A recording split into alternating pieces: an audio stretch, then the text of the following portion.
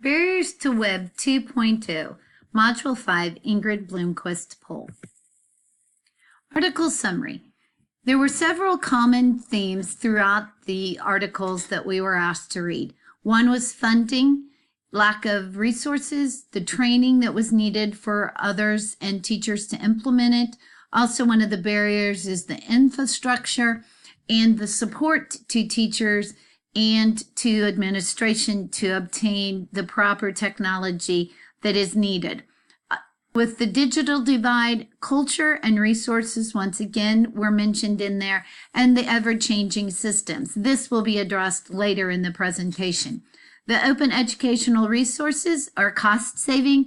They are able to be adapted to the current standards, and they also meet the needs of students. The digital divide, can it be solved? I don't know that it can be in all areas. This was one of the areas where I probably struggled the most. I live in a community that is just 10 miles from a town of 50,000, yet I only have one option for our internet service, and it's greatly more costly than it is, say, those 10 miles down the road. I also have a friend who lives 5 miles from me, and they have no options for DSL, and so they have to use dial-up. We're a very progressive part of this area. We live here in the middle of Kansas, but yet you can see that we are divided with the access to resources. I also believe that some areas get a disproportionate amount of funds if they have businesses, if they have innovation, if they're connected to other infrastructures and highways that are available to them. Technology changes daily. Every month there's something available. Every 6 months, 3 months, new iPhones are coming out with new technology. So I believe that it's very hard for industry to stay abreast of it. About the time they will get the DSL lines out to this rural community that's using dial-up, pretty soon there'll be another avenue, and so they'll ever be behind and needing more money. I also believe cultural differences are part of the equation. I have an older aunt and uncle. They see no need for computers. So if we are looking at funding, if you're looking at having taxes that would pay for this, they won't ever vote for it because they don't see a need to use or have the availability of technology. Skill set for students of the 21st century. I believe that communication is very important. I think we're missing, and I fear that students will not be able to have personal conversations because they won't have those skills. So I want to make sure that as we introduce technology and we focus on the use of communication, face-to-face communication. Collaboration is very important. Being able to work with others, being able to express your ideas objectively, and being able, more importantly, to hear what other people have to say. Being a part of the group and knowing how to assume your role and work within that role with others is very, very important. Creativity, allowing people to have some failures, having people be able to try and know that not always will it be succeeded. Thinking outside of the box is very important for our students. Not being able to just reproduce or have rote kinds of activities. Critical thinking, I believe that people need to look objectively. They need to be able to have technical reading skills. They need to be able to look at things through various different lenses and be able to synthesize out the information that they need. The global economy impact, I've seen this firsthand in lots of different ways. Creation of jobs, the ability for people to have jobs that they didn't have before the use of the internet.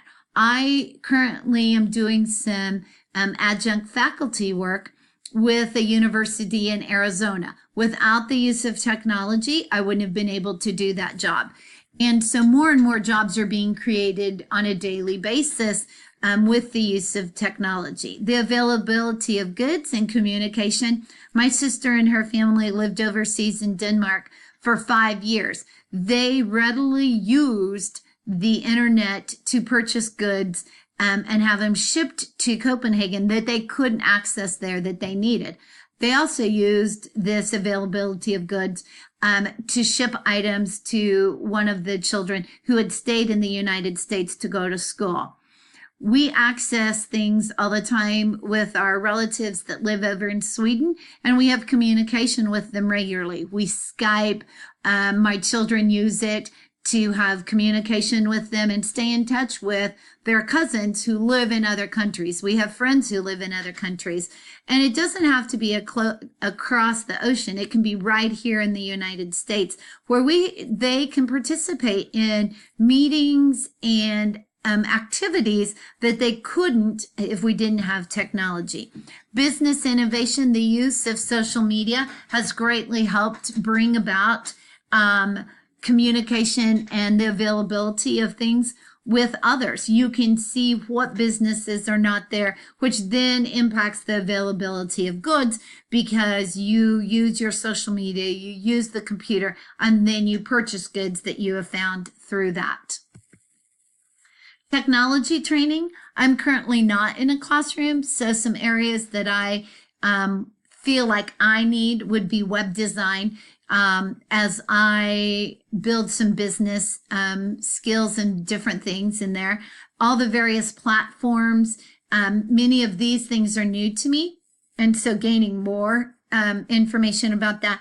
And then implementation. How does that look for each of the different grade levels? How does that impact the work I do as an adjunct faculty member using technology? So gaining more knowledge and more skills in those areas.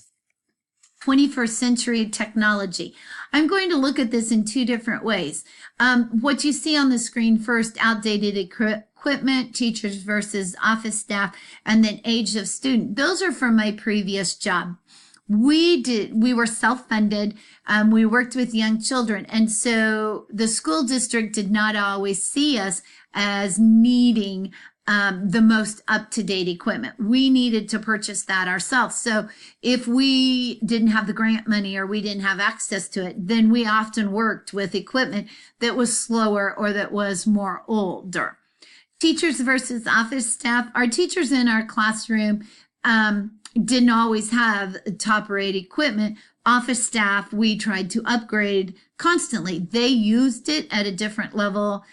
Communication was different for them. So they always had current technology that they needed. Age of student, I think it depends. Our young students, ages 3 to 5, we didn't use technology as much because we were focusing on developing other skills, but exploring how do we use that information? How do we use technology to bring them along in the process and help educate the parents as well?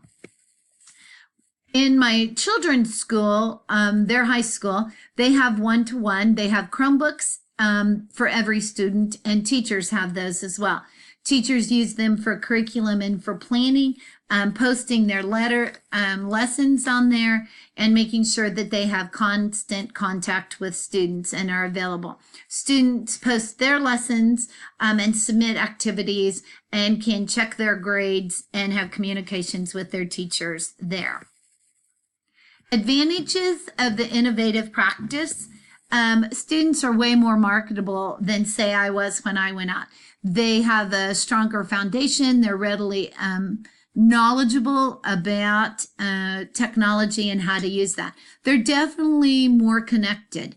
They're able to participate in meetings and activities, have communication with people globally, all over the world, in other school districts, and even just within their own circle of students. The ability to collaborate, work with others. They can have conversations, edit papers. While everybody's working on it, you can see what everybody's typing. So that is an innovative practice.